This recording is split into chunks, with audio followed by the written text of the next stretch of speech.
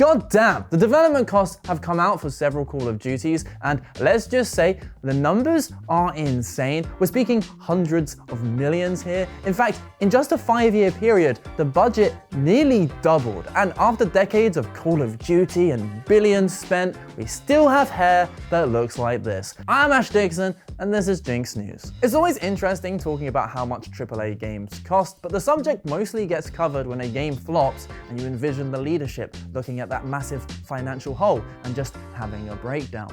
Lol joke, it's never them getting laid off. But when it comes to the success stories, especially the ones that they churn out every single year, there's this big shroud of mystery just hanging about. Well, we've now got the figures for the development costs and the number of sales for 3 different Call of Duties released between the years of 2015 and 2020. And it's spicy. First up, we have Black Ops 3, released in 2015. Yep, Black Ops 3 is 10 years old. Kill me now. The dev costs reached $450 million, while the game sold 43 million copies. If we just assume that's $60 a unit, we get a very rough total revenue of like $2.5 billion. Yum, yum, yum for Activision. Skip forward to Modern Warfare in 2019, and we start seeing an interesting pattern. That was $640 million in development costs, but it sold 41 million copies. So a huge jump in budget for a small dip in sales. $60 was still the standard back then, so we're talking just under $2.5 billion for that one. However, just 1 year later for Black Ops Cold War, suddenly development costs have spiked again, now at $700 million.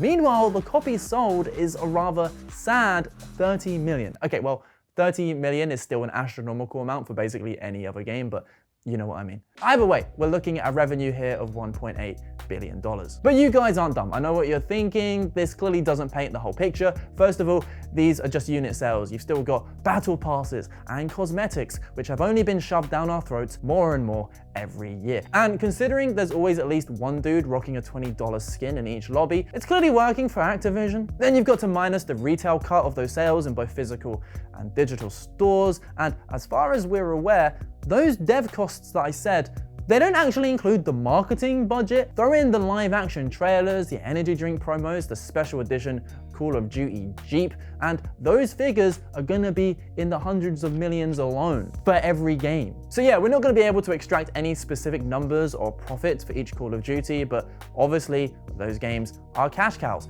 and that's why they keep pumping them out. It is quite interesting how we've actually got these figures. There's currently a lawsuit against Activision alongside Meta and a gun maker from the families of the Uvalde victims. The argument is that these companies, through games like Call of Duty, groomed the shooter. Now, I'm never going to pretend to understand the pain they're going through, but considering these games are played all across the world, and this is very much an American problem, well, I think video games are the least of our concerns. And rightly so, many of the families are directing their fury at the pathetic police response. Either way, that's a whole other kettle of fish.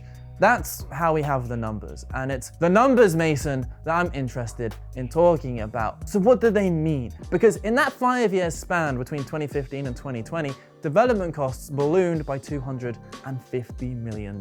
God knows what this year's Call of Duty is costing. And obviously Cold War was a bit of a dud compared to other installments, but it still had a rather noticeable drop in sales, and with Game Pass in the picture, that only complicates things further. Though if you're using Game Pass purely for Call of Duty, and there are definitely people doing that, well, Activision are making way more money now than they did before. But let's just compare those numbers to other famously expensive games. The Last of Us Part 2 cost $220 million, Spider-Man 2, $315 million, Cyberpunk 2077, $440 million. Not only are they all lower than Call of Duties from 10 years ago, they take like 5 to 10 years to come out. CODs are churned out annually. What I'm particularly curious about is the budget for Modern Warfare 3, the most recent one.